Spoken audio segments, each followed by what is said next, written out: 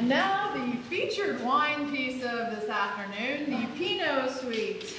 I had asked Scott to maybe talk a little bit about this in the beginning because he was part of the original discussions with our good friend John Hurton about doing this piece. Here I am again. Yeah, so we did a recording 2 years ago, which that picture's at an exhibition. Which is downstairs. Which is downstairs. Buy lots of copies. That was subtle. We were doing a recording, and on that recording is a suite of Celtic works, or Celtic pieces called Caher, and also that John had written, and also another piece by John that was variations on Old Lang Syne, which is a fabulous, fabulous piece. And he was in the recording sessions with us, and during some of the breaks during the recording sessions, we started getting talking, and originally I really wanted a piece for tuba and organ because it just basically doesn't exist. And we started getting talking, and we thought, man, wouldn't it be cool to have a musical depiction of wine?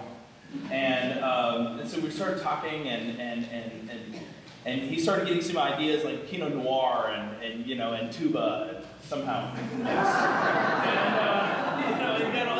Well, it ended up all the other brass players, they were all jealous, and decided to get in on this. And so what John ended up doing was making or creating a piece with all of us, and there's 3 different Pinots that are represented here, and each of the instrument groups has their own kind of feature. There's a recitative and an aria of sorts on each one of these Pinot grapes. And the trumpets get a little feature, and the horn and trombone get a feature, and then I get a little feature too. So it's a lot of fun, and I hope you enjoy it.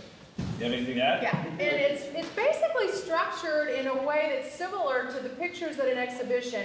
You didn't hear so many of the promenades in between those pictures, but in the original orchestral and piano version, there are more promenades.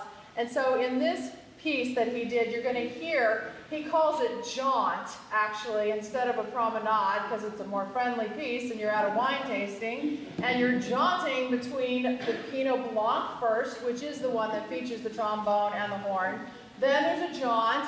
I think that one's by the tuba solo. He was good to give Scott a lot of solos. And then you have the Pinot Gris featured, which has, of course, the bright trumpets to reflect the lighter, brighter character of the wine. Pinot Blanc being very kind of a much mellower wine, so we have the lower brass.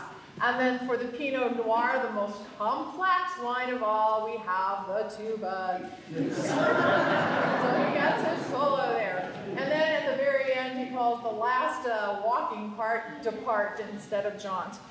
And I'm just going to end it with one thing. During the tuba solo,